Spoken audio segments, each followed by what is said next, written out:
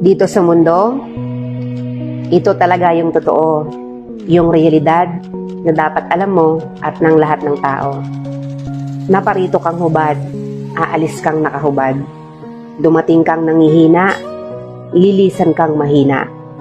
Iniluwal kang walang salapi at mga bagay, maglalaho kang walang salapi at mga bagay. Ang una mong paligo, may naghugas sa iyo. Ang huli mong paligo, may maghuhugas sa iyo. Ito ang buhay, kaya bakit labis ang mali siya, ang inggit, ang pagkamuhi, ang galit at pagkamakasarili. Maging mabait sa lahat at gumawa ng kabutihan. May hangganan ng oras natin sa mundo. Huwag sayangin sa walang kabuluhang bagay. Manalangin at higit sa lahat, huwag na huwag nating sasambahin ng pera.